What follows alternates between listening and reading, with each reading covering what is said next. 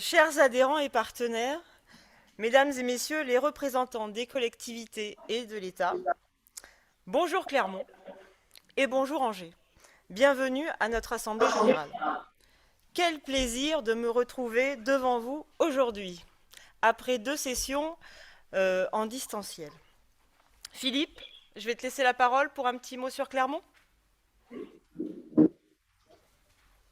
Je m'associe effectivement au remerciement. Alors, je resalue pas tout le monde, vous l'avez compris, mais je m'associe à l'accueil, que ce soit à Angers ou à Clermont. On est 70 ce matin, donc c'est plutôt pas mal.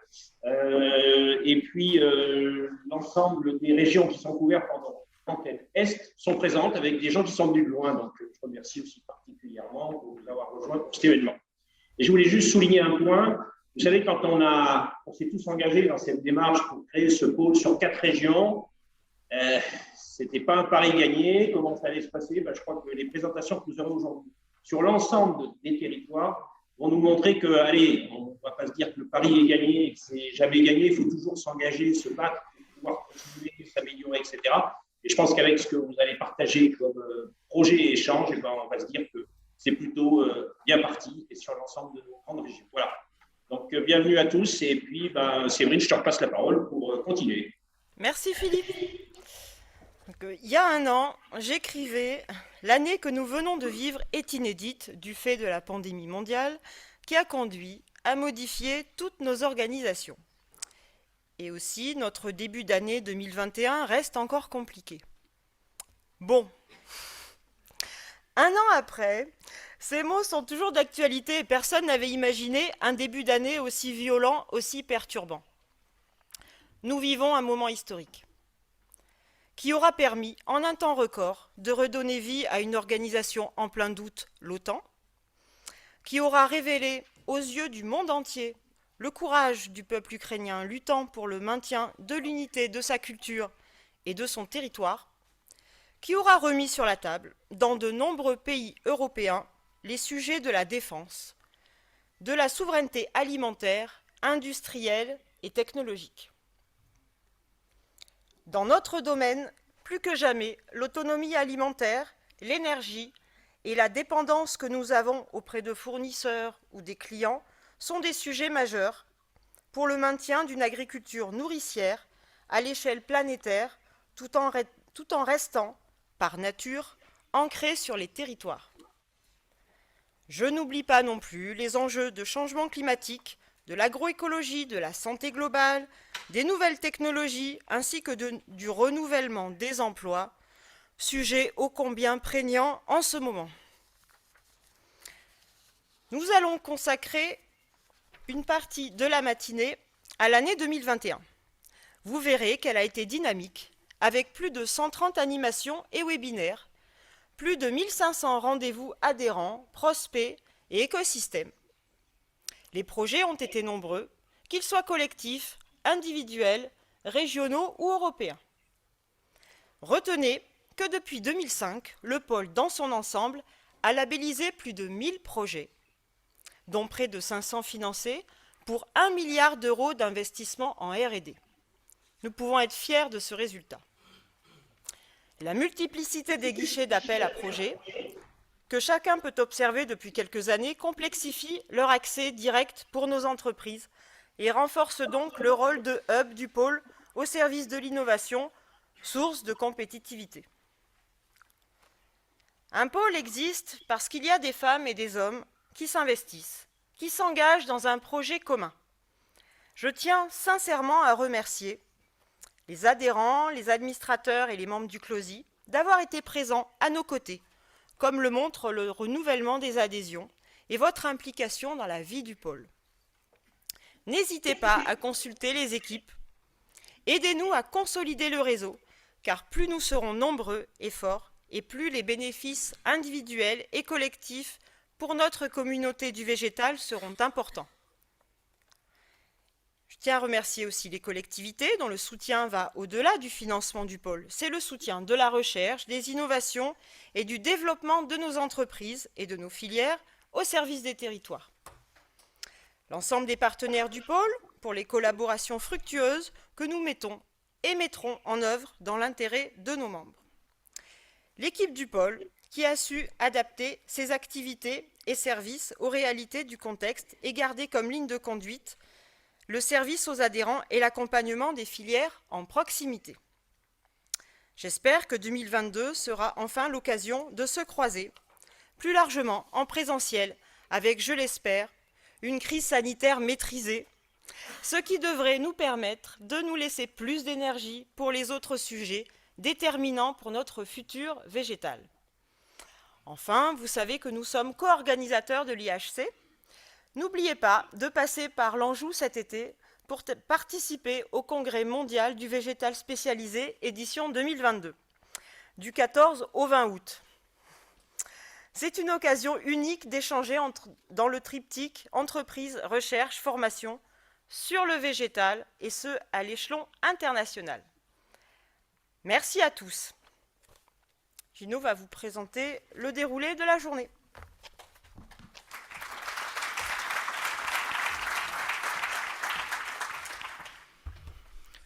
Bonjour à toutes et à tous, et évidemment je m'associe aux propos de bienvenue de notre présidente. En ce qui concerne le déroulement de cette journée, nous venons de vivre le mot de la présidente. Je vais vous faire une présentation rapide du rapport d'activité. Nous aurons l'occasion d'y insérer un focus sur quelques projets de typologie très différentes pour illustrer la diversité des projets accompagnés par le pôle. Ensuite, on aura évidemment le volet présentation des comptes avec l'intervention de notre commissaire aux comptes. Les résultats des différentes délibérations, puisque vous savez qu'on a maintenant depuis quelques années mis en place un vote par correspondance qui permet d'abord à chacun d'entre vous de prendre le temps de lire les documents au moment où vous êtes disponible, et puis surtout d'éviter de se retrouver dans des comptages parfois un peu douloureux quand il y a des ex-aequo sur un nombre très conséquent. Voilà, et puis ensuite à partir de 11h, on aura une intervention donc de Julie Attas, qui est chercheur à l'Institut des relations internationales et stratégiques, avec un thème qui est en lien avec les premiers propos introductifs de notre présidente, à savoir recomposition géopolitique en 2022, vision prospective d'une mondialisation bouleversée. Nous aurons ensuite un échange évidemment avec cette intervenante. Vous serez amené et invité à l'interpeller sur ses propos. Et puis un temps de cocktail déjeunatoire qui enfin va permettre à chacun d'entre vous de pouvoir discuter, je dirais de manière informelle entre vous, réseauter comme on dit. C'est l'intérêt de se retrouver en physique, parce que Dieu sait si en distanciel c'est compliqué de réseauter. Et donc on a même prévu ce temps relativement long, 1h30, et on se retrouvera en début d'après-midi à 14h pour la partie sur les ateliers. Alors on vous expliquera à la fin de l'intervention de cette matinée comment sont organisés les ateliers. Il y en a sur les 2 sites. Voilà, je donnerai des explications plus complémentaires, et je vous propose de passer tout simplement à une présentation rapide du rapport d'activité. Alors, concernant le rapport d'activité, je commencerai volontiers par les acteurs du pôle, avec simplement un rappel. Alors, fin décembre, nous étions 517 adhérents. J'anticipe, mais en fait, c'est parce qu'on est en ce moment 570 à peu près. Voilà. Donc, ma langue a fourché, mais c'est un réflexe naturel de retenir le plus grand nombre que le plus petit. Avec les 3/4 d'entreprises, et vous voyez une répartition régionale avec toujours une dominante sur le territoire où VG Police est né, et puis une autre dominante sur le territoire où Céréales Vallée est né. Donc aujourd'hui, vous voyez que ces 2 régions couvrent un peu plus de 50% de notre réseau. La Bretagne avec presque 10% maintenant, et puis la région Centre-Val de Loire aux alentours de 10-11%. Et ce qui est important à noter, c'est que la dimension nationale s'intensifie en quelque sorte, dans ce sens où aujourd'hui, il y a plus d'un quart de nos adhérents qui sont en dehors du territoire historique des 4 régions qui nous accompagnent.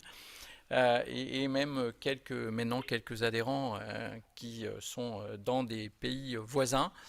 Et puis, vous nous excuserez, et je m'excuse auprès de nos amis réunionnais qui sont en distanciel, mais soit je mettais la carte du monde et à ce moment-là, on ne voyait pas grand-chose. Donc, je souligne leur présence, et on a aussi des amis corses qui ont échappé à cette carte. Voilà pour ce qui concerne le réseau des adhérents. La partie, comme toute association, vie associative est quelque chose aussi d'extrêmement important pour la vie d'une association, d'un pôle, avec aujourd'hui 38 administrateurs qui sont mobilisés pour gouverner le pôle en fonction des orientations qu'ils définissent. Et on a eu au cours de l'année 2021 une dizaine de réunions de notre gouvernance et plus particulièrement un séminaire à Clermont avec un certain nombre de contenus, en particulier un regard prospectif sur le pôle. L'équipe aujourd'hui est composée d'un peu plus de 30 collaborateurs qui sont répartis sur la diagonale verte qui représente les 4 régions du pôle, avec tout simplement de Saint-Paul à Lyon, en passant par Rennes, Nantes, Angers, Orléans et Clermont-Ferrand.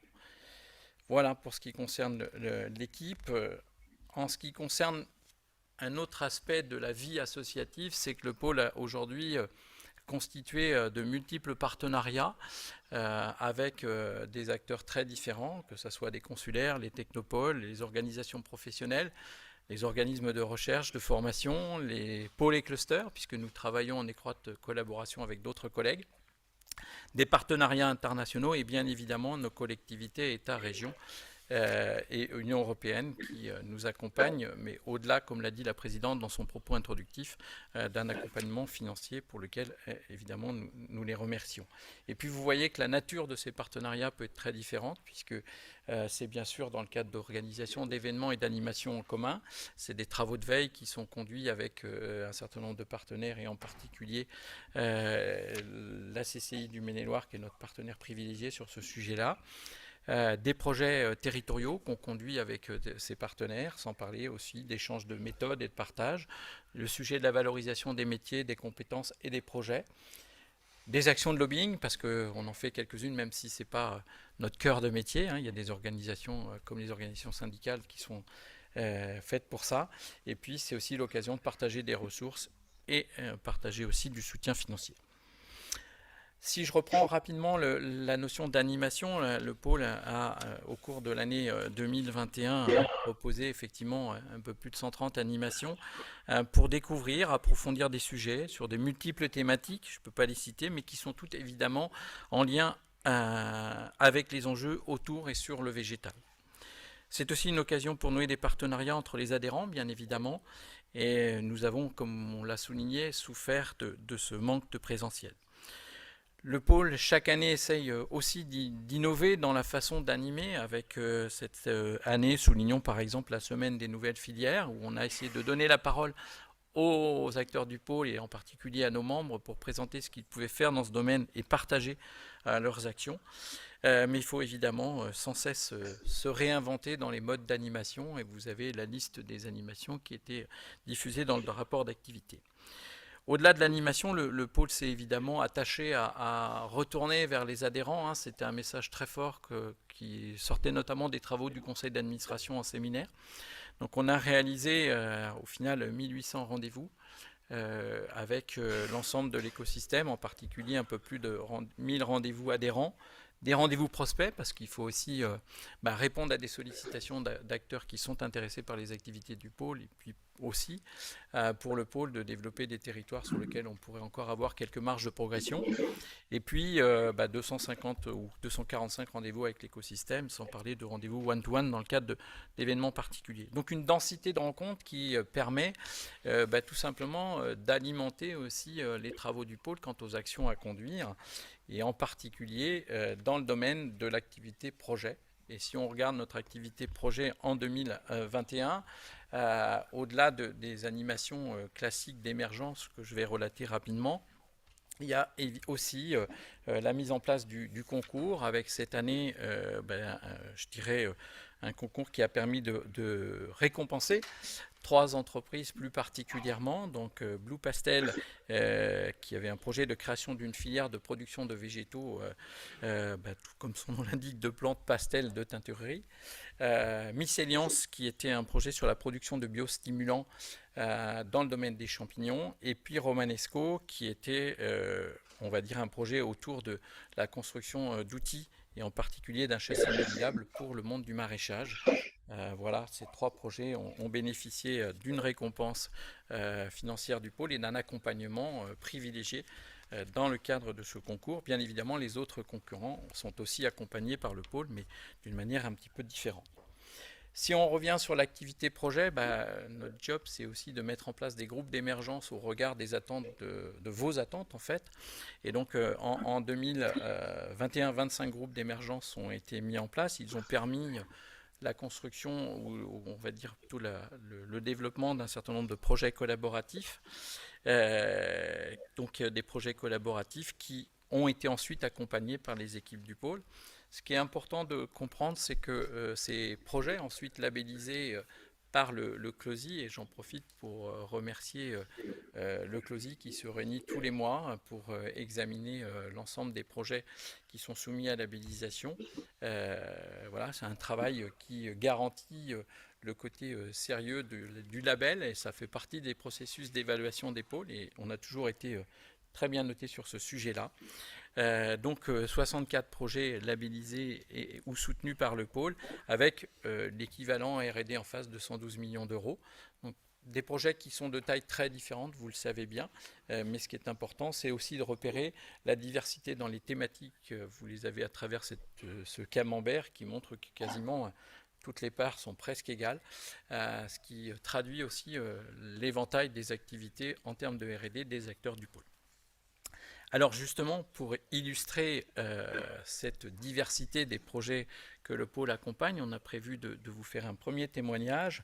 Et normalement, si tout va bien, je vais passer la parole sur Clermont. C'est là où on va tester la technique, pour une présentation du projet Micrométive, qui est porté par l'unité MEDIS, donc microbiologie, environnement digestif et santé, dans le cadre d'un appel à projet PAC Ambition Recherche 2021 de la région Auvergne-Rhône-Alpes.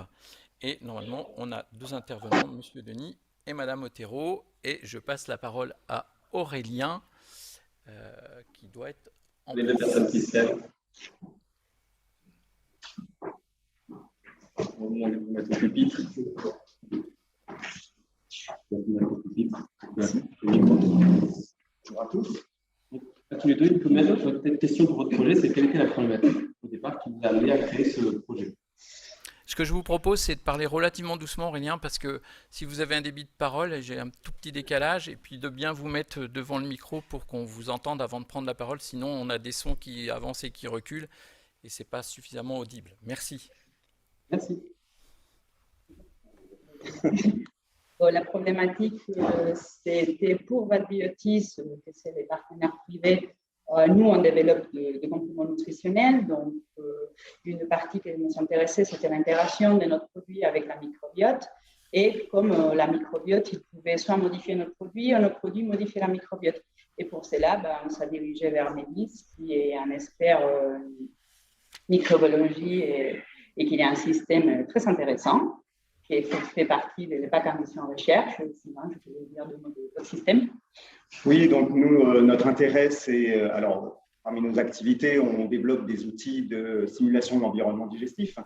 Et donc, notre intérêt, c'est aussi d'approfondir nos connaissances sur les interactions microbiote et son environnement, et principalement son environnement, c'est ce qu'on va manger. Et en fait, dans ce qu'on mange, il y a tous les végétaux et les extraits végétaux.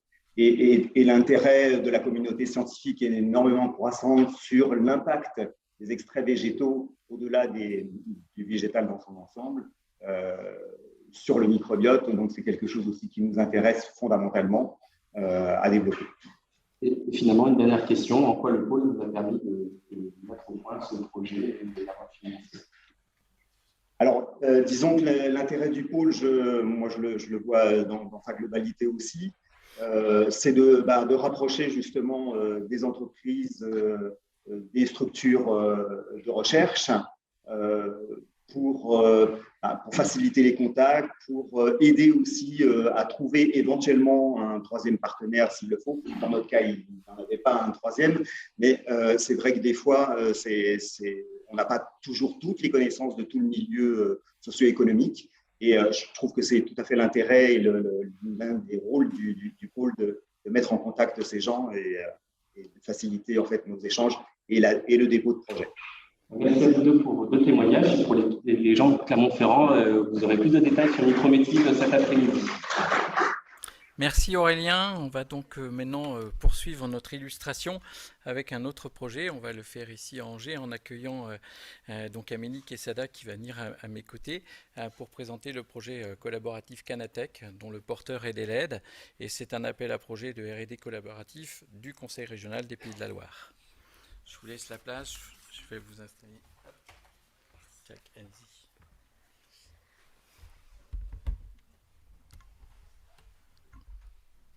Bonjour à tous.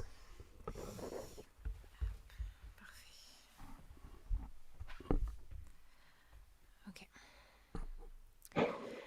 Alors, la problématique de départ, donc je vais déjà commencer par me présenter. Je suis Amélie Quesada, responsable de la recherche et du développement agronomique. Je représente la société des LED. Donc, la problématique de départ, elle a été simple. Nous avons observé un manque de connaissances et de recherche sur le cannabis médical en France. De ce fait, nous avons souhaité développer un approvisionnement sur le sol français. Et finalement, avec VG Police, nous avons donc depuis l'année 2015-2016 instauré une première réflexion sur cette thématique.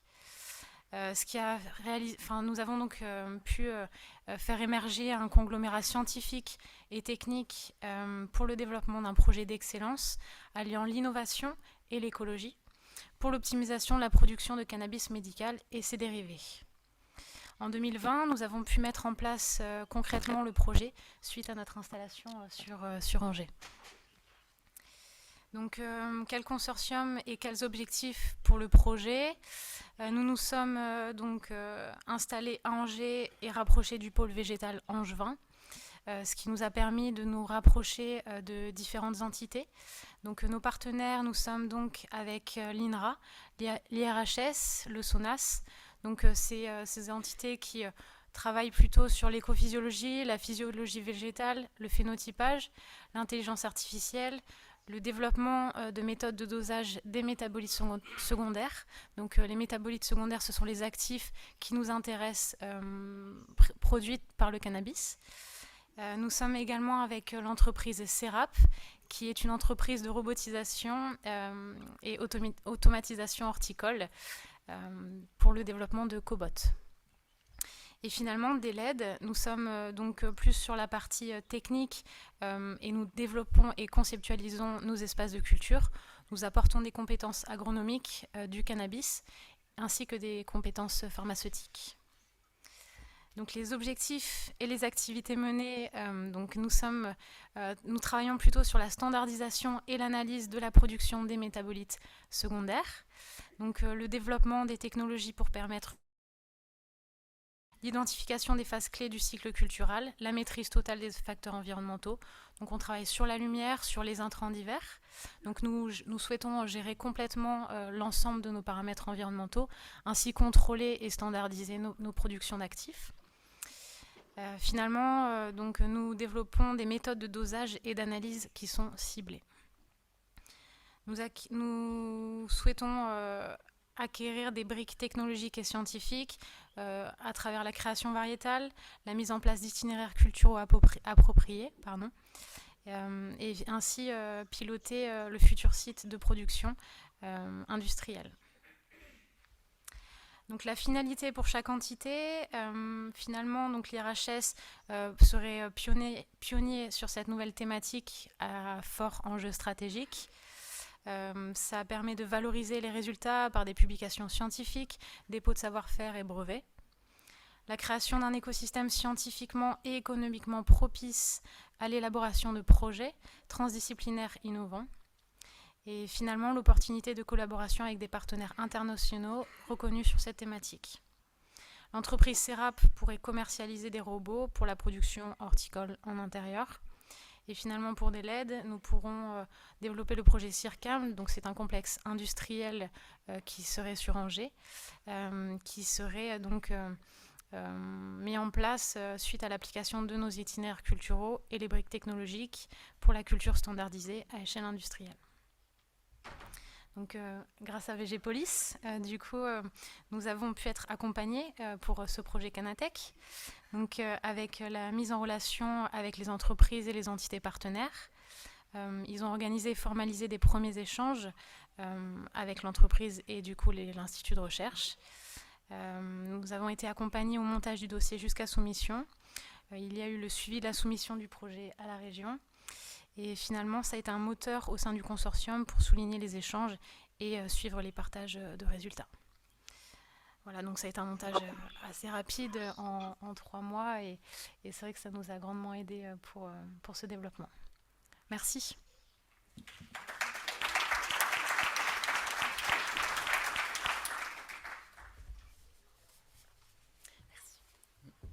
Merci Amélie. On va donc passer à une autre typologie de projets accompagnés par le pôle et c'est l'occasion pour moi de parler de notre souhait lors de la phase 4 de densifier notre action à l'Europe. Ça faisait partie des objectifs et on a donc formaté un nouveau service autour de trois thèmes qui seraient le premier de bien sensibiliser les adhérents aux différents dispositifs qui existent. Ensuite, évaluer le potentiel de l'adhérent dans sa capacité à se saisir des opportunités à l'Europe. Et enfin, accompagner vers des projets européens, que ce soit dans un cadre individuel ou dans un cadre collectif. Donc, vous voyez les chiffres, 37 adhérents ont donc bénéficié du diagnostic Europe, 167 offres de partenariat ont été proposées et diffusées à nos adhérents et 41 adhérents ont été partenaires de projets européens déposés.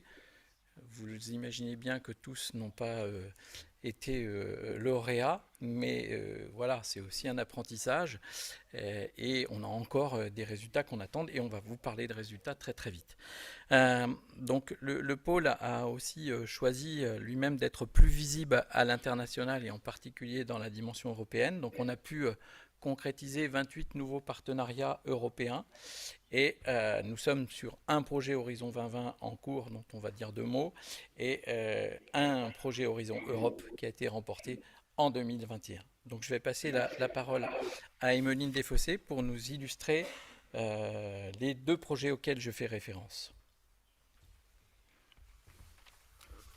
Voilà, donc le projet qui est en cours depuis 1 an désormais donc sur la programmation européenne Horizon 2020, c'est le projet AgroBridge. C'est un projet dont la thématique tourne autour des circuits courts alimentaires dans l'idée de réduire le nombre d'intermédiaires ou en tout cas d'optimiser ce nombre d'intermédiaires pour permettre en fait aux producteurs de rééquilibrer leur position sur le marché. Donc, voilà, donc le titre en anglais qui est vraiment de bâtir des ponts entre les producteurs et les consommateurs, de rapprocher ces 2 acteurs au sein de la chaîne alimentaire. Donc c'est un projet duquel VGPolis Vallée est partenaire au sein d'un consortium de 15 partenaires qui représentent 11 pays européens. Au sein de ce projet, il y a 12 régions pilotes et VGPolis anime une de ces régions pilotes, qui est en fait la France. Donc du coup, ça nous a permis de constituer un écosystème en fait d'acteurs autour de ces thématiques pour réfléchir en fait à leurs besoins, identifier les outils dont ils aimeraient être dotés pour améliorer leur réflexion et aider leur développement. Et donc, dans le cadre de ce réseau français que nous animons, on a pu faire rentrer plusieurs adhérents. Hop, un petit logo qui s'affiche en plus. Donc voilà, on a fait rentrer 5 adhérents et puis plusieurs acteurs de l'écosystème dans l'idée d'avoir et des producteurs et des acteurs qui vont proposer des solutions pour ces systèmes plus courts, des acteurs aussi de la recherche impliqués sur ces thématiques. Et donc tous ces acteurs se sont réunis plusieurs fois jusqu'à maintenant, ont fait remonter leurs besoins et là vont entrer dans une phase où ils vont pouvoir tester les outils développés par le projet. Donc voilà un exemple d'intégration de VGPolis Vallée au sein d'un consortium dans l'idée d'impliquer ses membres et aussi de diffuser l'ensemble des éléments qui seront auprès de notre communauté, l'ensemble des éléments qui seront développés au sein de ce projet. L'autre projet pour lequel on a appris il y a un mois que nous étions lauréats. C'est un projet Eurocluster, donc on y a répondu à cet appel au Eurocluster en novembre dernier. L'objectif en fait de l'appel, c'était de créer des métaclusters européens autour de thématiques précises, dans l'idée de créer et développer de nouvelles chaînes de valeur, impliquant très majoritairement, très fortement, enfin avec un focus particulier en tout cas, sur les PME, dans l'idée de construire une Europe plus verte, plus digitale, plus résiliente au sens large, et nous avons candidaté sur la thématique agri-food avec un focus autour de l'agriculture urbaine, qu'il faut entendre au sens assez large, hein, c'est plutôt l'approvisionnement alimentaire des villes, donc agriculture urbaine, périurbaine. Et donc sur ce projet nommé SUAV, Végépolis est coordinateur d'un consortium de 5 clusters, donc à côté de clusters basés en France, Lituanie, Pologne et Hongrie. Et l'objectif de ce projet, ça va vraiment être d'aider les PME à se positionner sur cette chaîne de valeur de l'agriculture urbaine. Et il y aura très clairement 1 million d'euros à peu près qui est provisionné dans le projet, destiné à irriguer environ 150 PME. Durant les 2 années et demie à venir.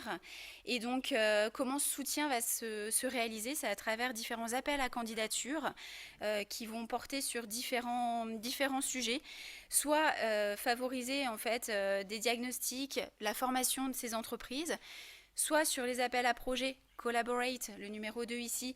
Ça va être plutôt de permettre aux entreprises de rencontrer des partenaires européens et de participer à des missions internationales avec plusieurs cibles, Canada, USA, Mexique. Et puis, le levier qui sera le plus conséquent financièrement, c'est le levier Innovate, là, sous forme de chèques pour financer des prototypes, des actions de R&D. Donc, ce projet se lancera en septembre prochain, et pour candidater aux différents appels qu'il générera, il y aura 2 dates charnières, hein, mars-avril 2022 et novembre-décembre 2023. Voilà. Merci Emeline.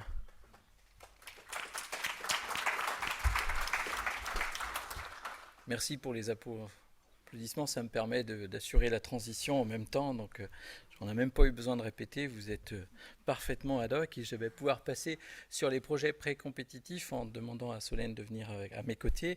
Les projets compétitifs, c'est des projets de recherche entre des laboratoires et des entreprises qui permettent d'identifier et d'explorer en fait des thématiques émergentes. Les connaissances, et c'est la spécificité qui émerge de ces travaux, sont mis à disposition de l'ensemble des acteurs qui ensuite se les saisissent à des niveaux divers, soit c'est pour reproduire de la connaissance complémentaire, soit ça peut être jusqu'à l'utilisation, y compris directement auprès des agriculteurs.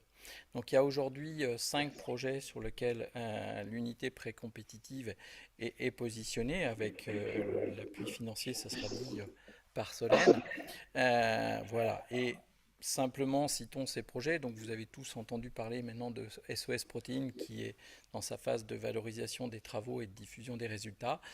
C'est le projet sans doute le plus emblématique en ce moment de Climaveg, avec 23 actions qui ont été engagées pour la transition et la durabilité des filières végétales face au changement climatique. C'est le projet Serre+, donc plutôt on va dire une serre à énergie positive, et puis on va illustrer le projet Flegn, et je n'oublie pas un projet aussi plutôt sous un angle biodiversité, avec le projet autour des semences locales. Donc Solène, si tu veux bien.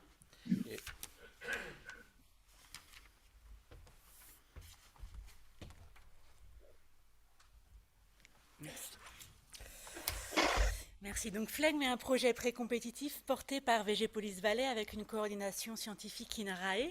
Donc un projet pré-compétitif, c'est quoi? Ça signifie qu'on est en amont de la compétition. Donc plusieurs acteurs d'une ou plusieurs filières, parfois concurrents, se retrouvent sur un sujet prospectif et décident de partager des difficultés, des questionnements et le besoin de connaissances à acquérir en collectif avec les acteurs de la recherche pour explorer des thématiques émergentes et lever à terme des verrous. Une fois cette précision faite, on peut parler du projet Flegme. C'est donc un projet qui implique 28 partenaires que vous avez là. Ils sont vraiment de différentes natures. C'est aussi ça qui fait la richesse des projets précompétitifs. Et tous ensemble, ils ont souhaité explorer cette thématique passionnante de la fermentation des légumes, synonyme vraiment d'une grande diversité. Dans le cadre de ce projet, donc, les partenaires travaillent sur la fermentation spontanée des légumes, c'est-à-dire qu'on met dans un bocal type le parfait ou une jarre des légumes, de l'eau et du sel et on attend. Et on attend, bah oui. Il faut patienter. Donc le projet Flegme comporte aussi un volet participatif. Pour nous, c'était assez nouveau. Ça veut dire qu'on inclut le citoyen dans les recherches. Ainsi, une communauté de 250 citoyens fermenteurs a été créée, permettant de connaître leurs pratiques de fabrication, leurs modes de consommation et les questions qu'ils se posent.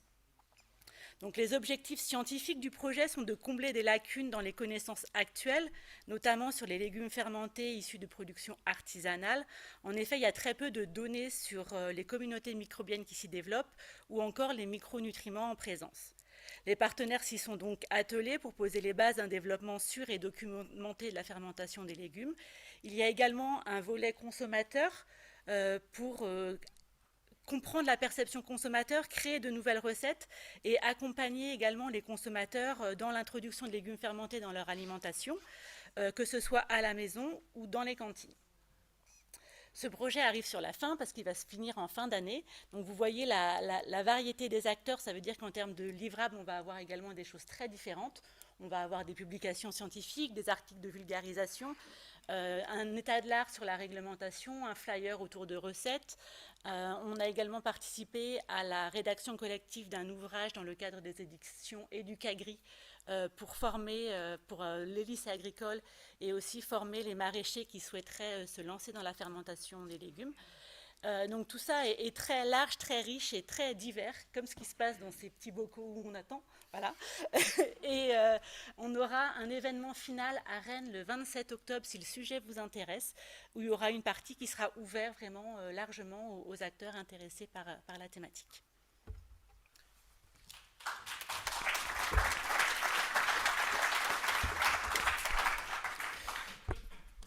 Merci Solène, j'ai désormais une autre vision de l'acronyme en fait. Alors, on passe sur une autre typologie de projet et plus particulièrement, c'est les actions que le pôle peut avoir en matière de développement des entreprises, des filières et des territoires avec, vous savez, des initiatives qui évidemment portent sur tout ce qui est l'anticipation et donc avec des actions autour de la veille, donc que ce soit des veilles économiques ou des veilles techno spécifiques à certaines communautés.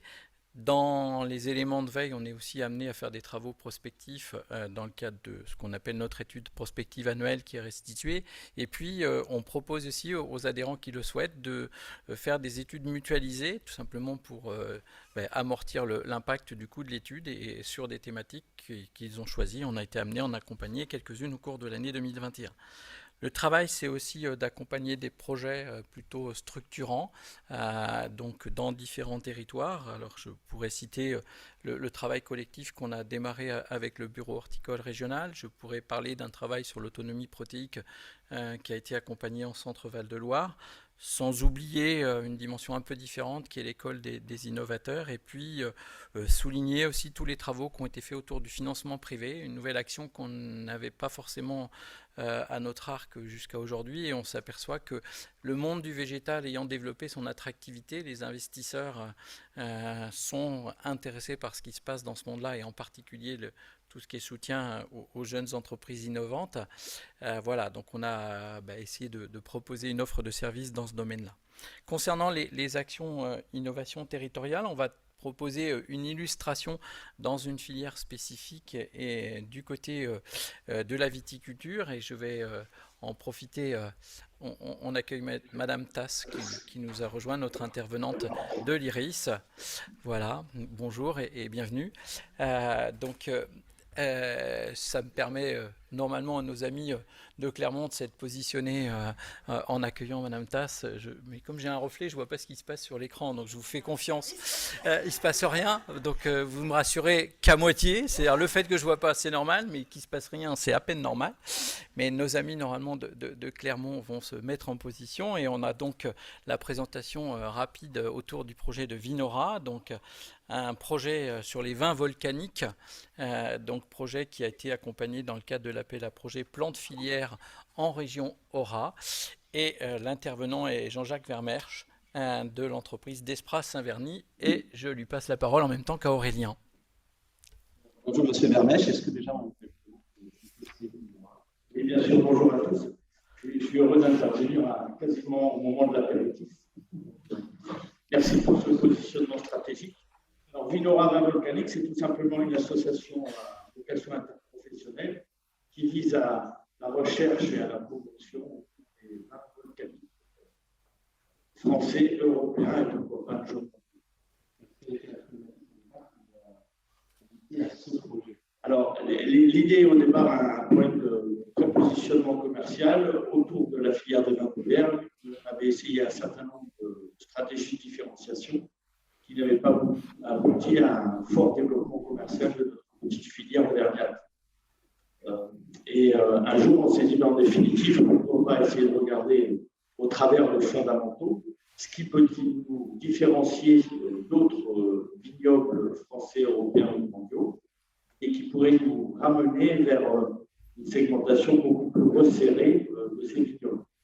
Et là, on s'est dit, c'est au moment de la discussion autour de l'émergence de la chaîne, de l'inscription de la chaîne des produits au patrimoine mondial de l'UNESCO, et on s'est dit, tiens, pourquoi pas travailler sur cette thématique de notre terroir à origine volcanique. Et finalement, aujourd'hui, alors, et c'est justement l'intérêt et l'accompagnement de Végépolis Vallée qui nous aide à structurer cette filière, qui nous aide également à organiser le travail de recherche-développement autour de la qualification de ce qu'est un vignoble volcanique et donc une traçabilité éventuelle de capteurs différenciants du terroir jusqu'au vin, jusqu'au verre, et de nous accompagner également dans la recherche de financement pour mener ce travail de structuration. Alors aujourd'hui, donc bien sûr, bien évidemment, charité bien ordonnée commence par soi-même. Donc, vous avez les acteurs régionaux de vignobles, mais également d'autres partenaires de vignobles autour de cette thématique, sur Pézenas par exemple, puisque c'est à notre terroir où on peut disposer d'un vignoble volcanique. Et puis on a des organismes de recherche, on travaille avec des AgroSup, on travaille avec une université canadienne spécialisée dans la chimie du vin. On travaille également avec un partenaire œnologue spécialisé des vins volcaniques à l'échelle mondiale, qui est Zone Savo. Voilà. Et puis on élargit chaque semaine, chaque mois, autour de cette thématique qui est attractive d'abord parce que le vin, c'est gourmand et ça fait envie, et ensuite parce qu'il y a une vraie originalité donc, autour de la caractérisation de ce terroir explosif. Merci beaucoup pour ce témoignage. Je vous en donne la main à Angers. Merci. Je précise que tous les vins volcaniques ne sont pas pétillants, mais il en existe aussi quand même, malgré tout. Et voilà, vous avez pu sans doute, à travers les réponses de Jean-Jacques Vermersch, deviner les questions qui étaient posées par Aurélien, parce que là, le son était un tout petit peu déficient, mais ça nous permet quand même d'avancer, d'illustrer la typologie. Donc là, plutôt effectivement un accompagnement de filières et d'émergence de filières à travers un appui à l'association Vinora. On va passer rapidement sur les actions à l'international. Donc évidemment, l'international a été en 2021 bousculé par la pandémie et il nous a fallu trouver de nouvelles modalités pour mobiliser les acteurs de l'international et notamment dans le cadre des événements qu'on organisait systématiquement en distanciel.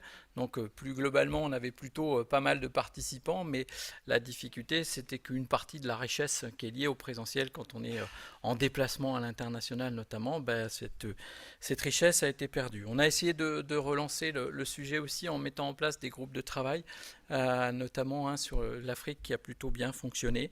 Et l'activité globalement sous forme webinaire s'est maintenue parce qu'en distanciel on pouvait poursuivre les choses. Et puis on a pu aussi accueillir 4 nouveaux membres dans le cadre du plan intercluster et puis concrétiser aussi 3 conventions de partenariat avec des structures japonaises, tunisiennes et Pays-Bas. Voilà rapidement et je passe à la partie liée à la formation. Là aussi rapidement, le lien à la formation est évidemment extrêmement important pour développer les innovations parce que c'est l'acquisition de compétences qui vont alimenter à la fois les laboratoires de recherche et à la fois les entreprises. Et Dieu sait si ce sujet de la compétence et de la recherche de collaborateurs est un sujet prégnant dans les entreprises et aussi dans les structures de recherche. Le pôle a été amené à soutenir des projets de développement de formation, 5 au courant de l'année. On est allé à la rencontre des étudiants, évidemment, pour leur, inculquer ce qu'est le végétal, les différentes opportunités de métier, ce que représente la filière à l'échelle nationale et territoriale, donc pour essayer de leur donner envie de rejoindre cette communauté. Et évidemment, on compte sur vous pour faire cet exercice aussi à chaque fois que vous en avez l'opportunité. Et puis on a, entre autres, bien sûr, je fais référence aussi à été sur un stand collectif au Forum de l'orientation sur le périmètre d'Angers. Et plus globalement, voilà, on va au cours de l'année 2022 étoffer cette action-là parce que vraiment le sujet de la compétence, de la disponibilité en main-d'œuvre est un sujet qui remonte systématiquement lors des rendez-vous adhérents. J'arrive sur le sujet de la communication avec une communication qui tourne toujours autour des outils, des événements, des relations presse et des choses qu'on peut faire à l'échelle notamment du grand public. Donc en ce qui concerne les outils, je souligne ici le fait que 34 newsletters ont été proposés à l'ensemble de nos membres et de notre écosystème. Voilà, on a pu quand même malgré tout participer à 4 salons, dont 2 avec des pavillons. Donc ça c'était un petit plus par rapport à l'année 2020, mais ça fait quand même qu'un tout petit plus et on espère que 2022, voilà, et puis je dirais cette journée en illustration, on devrait pouvoir faire mieux. Des articles presse aux auteurs de 350, sans oublier tout ce qui s'est passé sur les réseaux sociaux. On a aujourd'hui à peu près 3500 followers sur le compte Twitter et puis un peu plus de 5200 sur LinkedIn. Donc là aussi, on étoffe ce réseau. On voit bien que c'est important d'y être. Il faut là aussi, se positionner. Donc en fait, d'une manière générale, il y a la diversité des moyens. Pour atteindre un même objectif, il faut aujourd'hui plus de diversité de moyens qu'il y a quelques années, donc il faut être présent un peu partout. Et parfois, ce n'est pas toujours si simple. Mais pour séduire aussi le grand public, a été mis en place une vidéo de présentation très générale qui ne se veut pas dédiée aux spécialistes, mais plutôt là encore aussi pour mettre en appétit. Je vais vous la proposer. Et là, il y a Emmanuel qui me regarde en disant « Est-ce qu'il va appuyer sur le bon bouton ?» Eh bien, vous allez voir que ça peut marcher, même pour moi. Et c'est parti.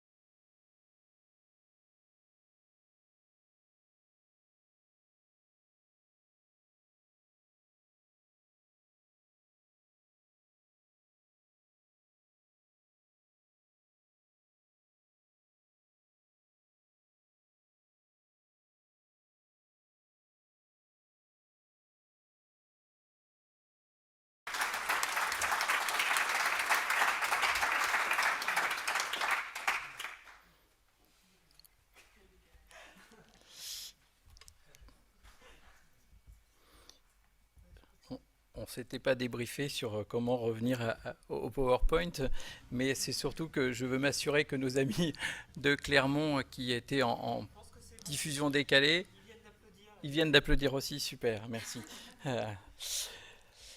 Alors, maintenant on va passer à une partie un peu plus statutaire et qui est liée au retour sur les comptes 2021. Donc simplement pour vous illustrer ici les produits d'exploitation qui ont été en légère hausse par rapport à 2020 de 8% et qui se sont élevés à 2 540 000 euros avec des composantes qui sont bien connues de vous tous et classiques, à savoir des cotisations qui étaient aux alentours de 700 000 euros, en légère progression elles aussi, des contributions projets qui ont diminué, mais ça c'est très lié à la vie des projets puisque c'est un pourcentage lié aux success fees et on les appelle uniquement quand les projets arrivent en milieu de parcours. Et puis la nature des projets fait qu'on peut ou pas mettre en place des success fees. Les autres ressources, vous voyez qu'elles sont en forte progression par rapport à l'an passé. C'est essentiellement lié à des ressources d'organisation d'événements en commun et de prestations qu'on a pu faire pour le compte de nos adhérents. Donc on se retrouve à un niveau qui fait le double de l'an passé, mais qui n'a pas retrouvé le niveau de 2019, puisque on l'a dit, certains événements n'ont pas pu être conduits. Vous retrouvez évidemment des subventions qui sont liées au fonctionnement du pôle, à peu près 1 million d'euros. Des subventions qui sont liées au projet et en particulier le projet lié autour de l'unité pré-compétitive et puis des subventions pour les projets du pôle mais qui ne sont pas liés au pré-compétitif qui sont soit des projets territoriaux, soit des projets thématiques et enfin le soutien de la CCI 49 sur la subvention projet sur le service veille et prospective. Ce qu'il faut retenir globalement, c'est qu'aujourd'hui les ressources du pôle sont pour 40% des ressources privées, 40% des subventions de fonctionnement et 20% des recettes publiques liées à des projets pour lesquels le pôle concourt et a été retenu. Concernant les cotisations, voilà, vous avez évidemment une dominante importante liée aux entreprises qui représentent 80%, mais c'est logique puisqu'elles représentent 77% des adhérents. Donc là, il y a une forme de cohérence. Et puis après, le camembert, il a à côté, juste pour illustrer la diversité des financements que peut avoir le pôle et derrière des conventions qu'on a avec l'ensemble des partenaires et en particulier évidemment nos premiers financeurs sont les collectivités territoriales et en particulier la région Pays de la Loire mais suivi par la région Aura et la région Bretagne. Je précise que j'avais une petite question dans le chat sur le soutien de la région Bretagne, que la région Bretagne accompagne aussi le pôle de manière tout petit peu différente puisqu'elle soutient un poste qui est porté par une structure qui s'appelle VGNOV. Donc en fait il va au-delà des 20 000 euros qu'on peut avoir de subventions, donc c'est important de le rappeler. Quant aux équilibres territoriaux et la région Centre-Val de Loire aussi, sans oublier les métropoles et puis différents projets qu'on peut avoir, y compris à l'échelle européenne. Tout ça pour dire que voilà, on est dans la diversité des financements, mais au même titre que vous, entreprise, maintenant, vous observez, et je ne l'ai pas dit tout à l'heure, mais la diversité des appels à projets, parce que les 60 projets qu'on a été labellisés, ils étaient dans 25 types d'appels à projets différents. Voilà, pour vous donner un ordre de grandeur. Et en fait, on vit tous cette situation qui est de devoir rechercher des ressources d'origine différente. Les charges d'exploitation ont été en progression de 8% elle aussi, à 2 525 000. Évidemment, comme tous les pôles de compétitivité, la principale dépense, c'est les charges de personnel, à 1 766 923. Vous voyez qu'elles sont en hausse, notamment parce qu'on avait deux types de situations. Une première, c'est des collaborateurs qui étaient en recrutement que partiel sur l'année 2020 et donc qui étaient en année pleine en 2021. Et puis des recrutements liés à des projets plutôt CDD qu'on a été amené à gagner en 2021. Les frais de fonctionnement sont limités. Vous voyez que la progression est relativement raisonnable et c'est lié à l'activité du pôle, donc on fait attention parce que on sait que c'est compliqué. Vous retrouvez la ligne honoraires et études, pareil, qui est à 143 000, qui est en légère baisse, notamment du fait que là aussi des études collectives ont été un peu moins nombreuses que par l'année précédente et puis on fait encore une fois de plus attention. Les frais de communication se sont retrouvés à un niveau un peu plus normal compte tenu des événements qu'on a pu enfin organiser à 110 000 euros. Et enfin, l'action du service veille et prospective à hauteur de 85 000 euros est stable. Je ne vais pas rentrer dans le détail de la nature des charges de fonctionnement. Voilà, vous les retrouvez ici en progression de 5% avec une composition qui est relativement classique. Une spécificité sans doute qui est la part du camembert en orange. C'est lié au fait que ici transitent toutes les études collectives, on va dire, où le pôle peut avoir un rôle de boîte aux lettres pour le compte de groupes d'entreprises qui mutualisent des moyens. Et on se retrouve à, d'une part, participer nous-mêmes, mais aussi collecter la ressource, mais aussi collecter les charges qui sont afférées à ce travail. Communication, salon en France, je ne fais pas de commentaires plus particuliers. Le résultat d'exploitation qui s'élève un peu plus de 14 000 euros contre 28 000 euros. On a eu une gestion prudente, notamment de certaines subventions pour lesquelles on n'avait pas encore les résultats quant au montant des subventions obtenues. Voilà, et le résultat net après impôt s'établit à 11 800 euros, puisque cette année, nous n'avions pas de crédit d'impôt. Voilà ce que je peux dire rapidement. Le bilan, donc un peu plus d'1 700 000 euros de bilan relativement proche par rapport à l'année écoulée, avec des fonds associatifs qui atteignent aujourd'hui 580 000 euros. Voilà, vous voyez que ça fait effectivement à peu près un cinquième par rapport au montant d'un budget d'année, donc ça fait 2 mois et demi. Des provisions pour risques et charges donc à hauteur de 250 000 euros, des dettes globales qui sont à hauteur de 645 000 euros, mais qui sont composées par des dettes fiscales et sociales classiques, notamment des charges sociales à payer ou des choses comme ça. Et des dettes fournisseurs qui sont essentiellement liées à des factures non parvenues. Les produits constatés d'avance, c'est essentiellement des subventions qui ont été versées par tranche et pour lesquelles le travail n'a pas été réalisé à hauteur de la tranche telle que ça a été versé. Donc on est en constaté d'avance. C'est assez classique dans la vie d'un pôle et d'une entreprise. Et puis voilà, l'actif du bilan, lui, est constitué des disponibilités à 1 million d'euros et 600 000 euros de créances qui sont essentiellement des subventions à recevoir. Alors la trésorerie est plutôt saine en phase de fin d'année parce qu'on a un système où en fait les subventions, les acomptes arrivent plutôt en ce moment-là, au moment où je parle, et donc on a toute une phase, en gros les 6 premières années où si on n'a pas une trésorerie fin d'année N qui est significative, on pourrait se trouver en difficulté l'année N-1 sur le premier semestre. Voilà pour ce qui concerne le bilan. Je vous propose d'accueillir M. Ploquin, qui est notre commissaire aux comptes, qui a pris la succession de Florence Coupe, qui a fait valoir ses droits à la retraite. Et je lui propose de nous faire part de son rapport ou ses rapports, comptes annuels et conventions réglementées, relativement classiques.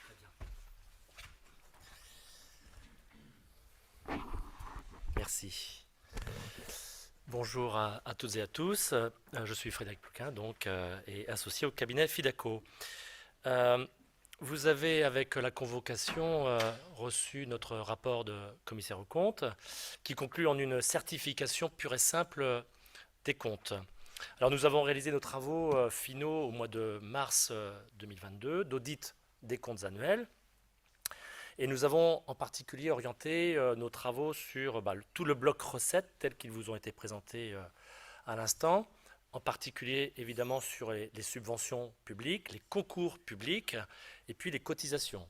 Alors sur les subventions, on s'attache à contrôler leurs objets, les cadres contractuels et leur légalité et les corrects rattachements à l'exercice N. En application d'un principe de prudence permanent depuis quelques années. Et puis sur le bloc frais d'exploitation, les charges de personnel représentant environ 70% du budget annuel, des travaux spécifiques sont menés sur l'ensemble des frais de personnel et puis également sur les autres achats et charges externes, frais de fonctionnement et frais afférents aux projets qui sont menés au sein du pôle. Des diligences spécifiques également, vous l'avez vu sur le bilan rapidement, sur les provisions pour risques et charges et sur les fonds dédiés qui sont constitués à la clôture de l'exercice. Enfin, on termine nos travaux par une relecture complète des comptes, un examen particulier de l'annexe aux comptes annuels qui développe et présente les principes comptables qui sont à appliquer au sein de l'association, et puis quelques vérifications spécifiques qui sont prévues par la loi, contrôle du rapport d'activité, du rapport de gestion et des textes des résolutions. Voilà, donc en conclusion, donc, une certification pure et simple des comptes de l'exercice 2021. Deuxième rapport, un rapport très rapide, c'est sur les conventions réglementées nouvelles qui existeraient, qui auraient été signées au cours de l'exercice 2021. Il n'y en a pas à approuver. Le rapport spécial est donc dit à néant. Aucune convention sera à approuver dans la résolution qui suivra. Voilà, je vous remercie. Merci beaucoup. Merci.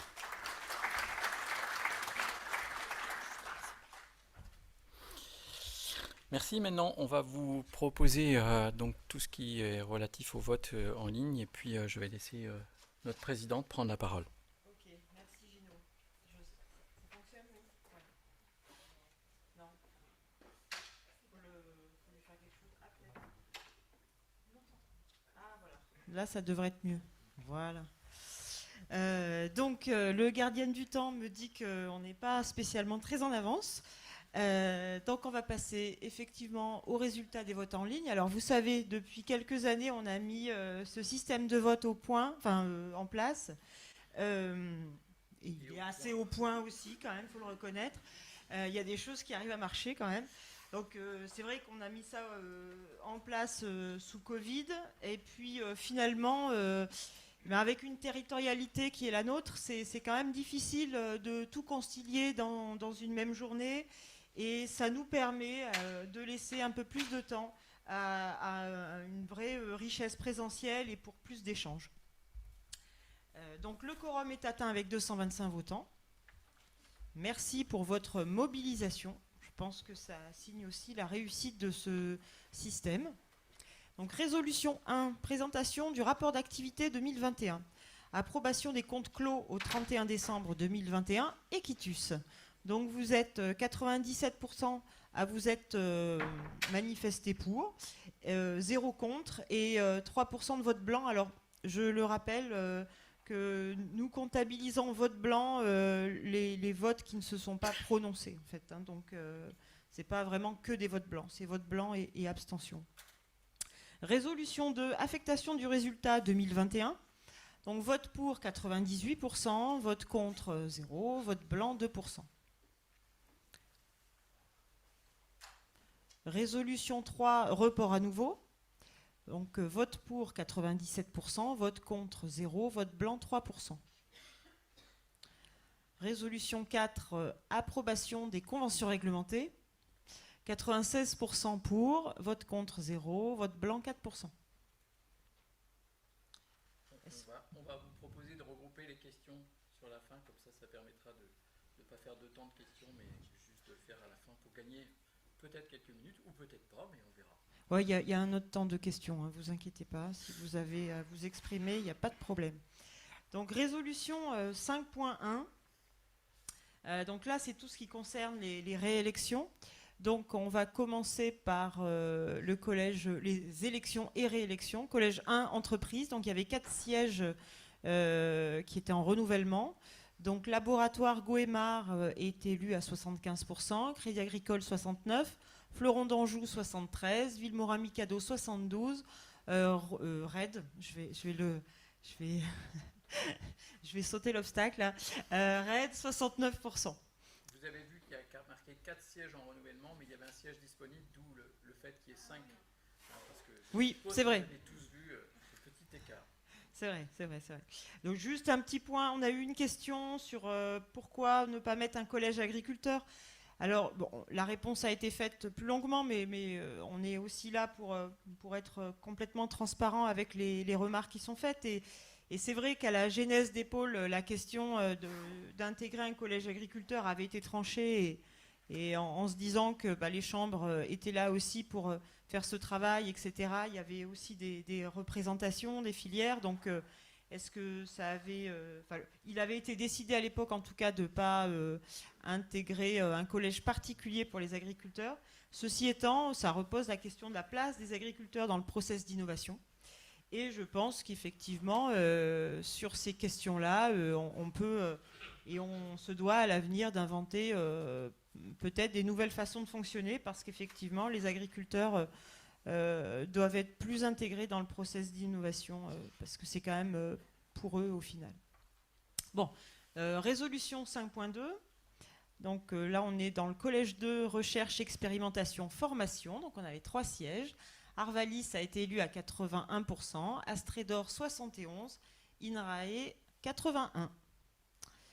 Résolution 5.3, donc le collège 3, les chambres consulaires et autres institutionnelles. Donc on a 2 sièges et on a la chambre, la CRCI des Pays de Loire qui a été élue à 100% et on a un poste vacant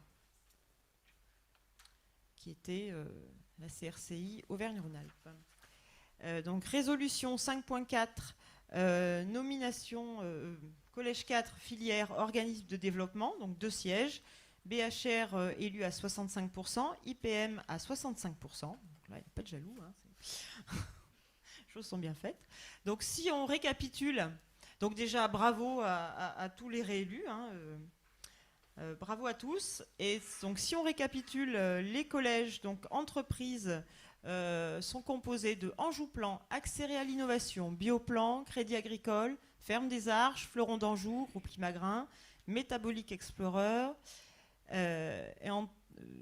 OBS, donc Organisation Bretonne de Sélection, Pilège Industrie, Premier Tech, RED, Terena, Goemar, Villemora Mikado, Weather Mesure. Collège 2, recherche, expérimentation, formation. Donc nous avons autour de la table Arvalis, Astrédor, CTIFL, GVS, INRAE, Institut Agro, Campus Ouest, ITEPMAI, Université Clermont-Auvergne, Université d'Angers, VET AgroSup. Sur le collège 3, chambre consulaire, nous avons donc la Chambre de commerce et d'industrie des Pays de Loire, la Chambre régionale d'agriculture des Pays de Loire, la Chambre régionale d'agriculture Auvergne-Rhône-Alpes, le Conseil régional Auvergne-Rhône-Alpes et les conseils régionaux Pays de Loire. Collège 4, filière organisme de développement, donc l'Association régionale des industries agroalimentaires, l'ARIA, le bureau horticole régional, la coopération agricole Auvergne-Rhône-Alpes, la Fédération viticole de l'Anjou et de Saumur, l'innovation et prospective maraîchère, IPM, l'interprofession des fruits et légumes frais, Interfel. Nous allons maintenant passer au budget 2022 et les cotisations 2023. Je vais relaisser la parole à Gino. Donc en ce qui concerne le budget 2022, donc là c'est le budget qui a été présenté tel qu'il a été présenté aux collectivités. C'était réalisé en fin d'année. Vous imaginez bien que le conseil d'administration a, dans son rôle de gouvernance, un œil tout particulier sur les évolutions de ce budget et son taux de réalisation. Il s'élève à 2 513 000 € avec une composition qui est très proche de celle de l'année passée, avec 1 781 000 € de frais de personnel et des autres services extérieurs pour 462 000 et des services extérieurs à 184 000. En ce qui concerne les ressources les ressources du pôle, elles sont liées évidemment comme l'an passé aux évolutions des subventions, donc subventions qui ont été pour certaines notifiées déjà au moment où je vous parle par les régions, pour d'autres où il y a des discussions, et puis des subventions qui sont liées à des projets pour lesquels là on a une connaissance assez fine, et d'autres sur des projets pour lesquels nous avons candidaté et que nous attendons des réponses. Donc évidemment, voilà, comme tout budget prévisionnel, il faut regarder ça et ajuster en cours de route. On aura sans doute quelques surprises liées par exemple à des postes de fournisseurs, hein. Ça fait partie des choses qui nous attendent, et on espère qu'on aura aussi des bonnes surprises dans notre capacité à remporter des projets, hein, pour aller augmenter cette ligne des 20% que je présentais tout à l'heure, c'est-à-dire des soutiens publics sur des appels à projets qui seront sans doute une trajectoire à développer par le passé. Je ne veux pas en dire plus sur le budget prévisionnel, puisque voilà, il n'y avait pas de commentaires particuliers. Peut-être Séverine, si vous voulez, pour reprendre je la reprends parole. la main sur la résolution 6, donc vote de ces orientations budgétaires 2022. Donc 93% pour, vote contre 0, vote blanc 7%. Donc on va passer aux propositions des cotisations 2023. Donc augmentation des cotisations à 2% arrondi compte tenu du contexte économique malgré l'inflation élevée. Alors là, je vais m'arrêter un tout petit instant pour vous dire que bien sûr, c'est un sujet qui a été discuté en CA et 2%, ça risque de ne pas suffire pour amortir l'inflation que va subir le pôle sur ces salaires. Je ne sais pas si on arrivera à contenir bien les salaires sur l'année, si on arrivera à contenir toutes nos charges. Ceci étant, en tant qu'administrateur, on est aussi complètement conscient qu'aujourd'hui, l'inflation est loin d'être généralisée dans l'économie de notre pays. Donc, il y a un certain nombre d'entreprises qui subissent un effet ciseau important, d'entreprises et d'organisations d'ailleurs, qui subissent un effet ciseau important et qui sur leurs appros subissent une forte inflation qui n'arrive pas forcément à répercuter. Donc voilà, sachez que les 2%, c'est certes déjà une augmentation, je le conçois, mais c'est aussi un effet de, comment dire, une concertation, de dire il faut qu'on coupe un peu la poire en deux parce qu'on ne peut pas, dans le contexte, répercuter complètement l'inflation auprès des cotisations. Donc on a ajouté aussi une catégorie pour les fonds privés investisseurs, Gino, et des nouvelles modalités d'adhésion pour les filiales des grands groupes et des adhésions collectives. Donc les votes de ces résolutions, donc 81% pour, vote contre 6%. Alors les remarques qu'on avait étaient concernées, les explications que je viens de vous dire, c'était plus sur l'augmentation, et les votes blancs 13%. Résolution 8, donc pouvoir pour l'accomplissement des formalités, donc 96% pour, vote contre 0, vote blanc 4%. Donc perspective 2022, je vais vous laisser la parole, Gino. Oui, rapidement, parce qu'il ne s'agit pas de faire le programme dans le détail de l'activité 2022, mais simplement souligner que nous aurons une activité 2022 dans la continuité, mais dans un contexte en perpétuel mouvement. Et je crois que depuis que le pôle existe, on n'a pas eu beaucoup de contextes très stables, que ce soit en externe ou en interne, mais ça fait partie des choses qu'il faut nous apprendre à gérer. Donc on va poursuivre nos animations et tout le travail de mise en réseau avec nos membres, parce que c'est notre raison d'exister, d'aller vers vous et de pouvoir entendre quelles sont vos attentes et essayer d'y répondre. On va bien sûr poursuivre l'appui aux projets d'innovation, que ce soit des projets individuels, collaboratifs, collectifs, pré-compétitifs, et bien sûr auprès de nos entreprises, mais sans oublier les laboratoires de recherche et les établissements de formation.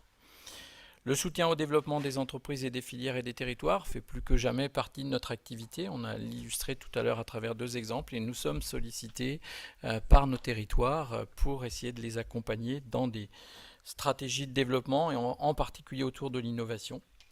L'accompagnement de nos membres sur leurs préoccupations à l'international. Il nous faut nous réinventer, je l'ai dit tout à l'heure, mais poursuivre avec des attentes qui sont nouvelles et sans doute une façon d'aborder l'international. Et je regarde dans les yeux notre vice-président Dominique Aminien, d'une manière différente, comme on se l'est souvent dit ces derniers temps, et on le fera y compris parce qu'on va accueillir une nouvelle collaboratrice qui est arrivée hier, donc Claudia, qui va nous accompagner sur ce développement. La partie contribution aux politiques nationales et territoriales dans nos domaines d'excellence, c'est quelque chose aussi qui est important. On contribue aux différents schémas stratégiques des collectivités avec un angle qui est toujours celui de représenter à la fois nos grands métiers qui sont liés à l'innovation, mais aussi ceux qui sont issus de notre domaine d'excellence, c'est-à-dire les acteurs qui travaillent pour, sur et avec la plante que nous représentons. Et puis, il faudra évidemment pas oublier la vie associative du pôle et notamment le travail sur la préparation de la phase 5 parce qu'on pense que nous allons avoir certes un été angevin dans le cadre d'IHC, mais sans doute une lettre de commande qui va tomber le 31 juillet pour nous proposer de restituer quelque chose pour l'automne en termes de candidature à la phase 5 des pôles, puisque l'échéance c'est fin 2022. Donc nous serons challengés pour poursuivre notre mission en 2023, mais compte tenu de ce qu'on a pu faire depuis toutes ces années maintenant, il n'y a pas de raison que tout ça, ça ne se poursuive pas.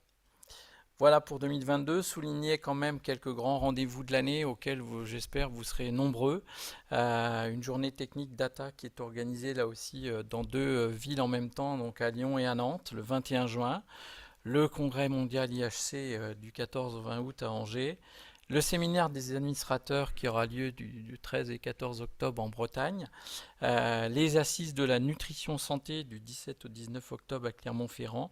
Et puis le carrefour des adhérents qui aura lieu le 1er décembre à Tours. Et bien évidemment, une foultitude d'autres événements, puisque vous l'avez vu, on a plus d'une centaine d'animations. Et vous retrouvez tout ça sur le site internet, dont l'adresse s'affiche en bas de cette slide. Donc maintenant, est-ce que vous avez des questions? C'est le moment des questions. Voilà, si vous avez besoin de précision. Et Clermont aussi. Hein. Vous nous entendez toujours bien, Clermont? C'est ce que je craignais. J'avais vraiment peur de ce moment-là et je me suis tiré une balle dans le pied en fait. 1, 2, 3, Clermont. Ah, ils ont fait OK. Ouais. Alors, on va faire un truc. Comme je ne vois pas l'écran, voilà. Quand vous voyez quelque chose, vous me faites OK si c'est OK. D'accord? Allez, on va prendre les questions s'il y en a. Puis sinon, on poursuivra par l'intervention. Vous aurez l'occasion de débattre aussi et éventuellement de revenir sur quelques questions si vous n'en avez pas. 1 fois, 2 fois, 3 fois.